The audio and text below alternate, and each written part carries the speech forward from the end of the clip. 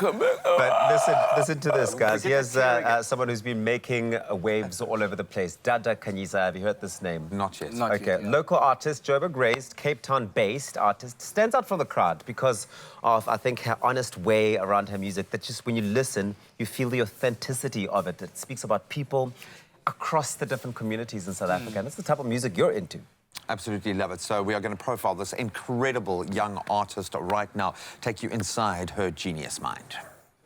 I'm a painter and a sculptor. I draw in order to make the paintings or the sculptures. It started when I was in art school. I had to choose between painting and sculpting, and then I decided to fuse the two because I was curious about both of them. So there's a style that I use that makes it easy for people to identify my work without even signing at the bottom. Dada enjoys focusing on what people neglect or take for granted, their daily tasks and what was part of their growing experience. This makes her figures real and unaffected. I think what motivated me can be the fact that it chose me. I say chose me because it's something I started in grade 2. It was something that comforted me, so it felt natural. I can say that is the motivation, that it doesn't feel foreign, it doesn't feel like I'm forcing things. It speaks to people because it is about people. It's very figurative. So one thing about work that is easily identified is that people tend to relate to it. Well, when people see my artwork, they take their own narratives. So most of the time when I hear, when I talk to people about works, they actually point out stuff I didn't think about. People just see their friends, see themselves, see their neighbors, see people they don't know, you know? So they always bring that out, and I find it very interesting.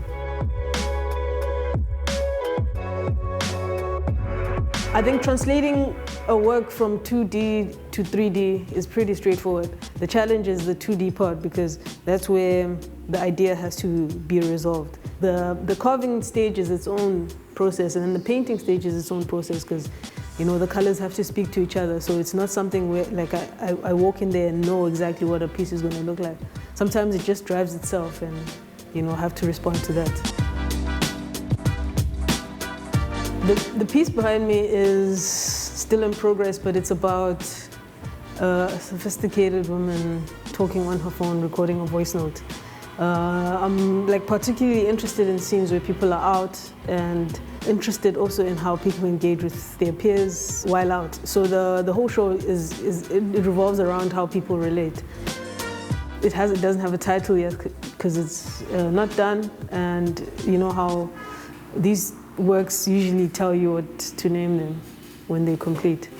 I wouldn't say this piece is taking me into a new direction, but I would tell you that it's opening up a different visual form. I was always curious about how would it be if, you know, the arms are out in a certain way, and I think this painting fulfills that.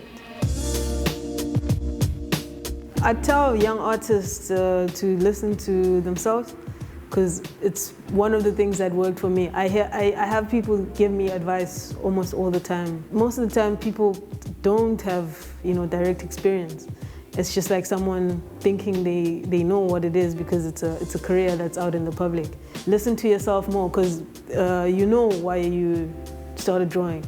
So it's just about being stubborn and taking the right advice from the right people. Dada captures us and our behavior at our most human. So find a storyteller that she can do it without words.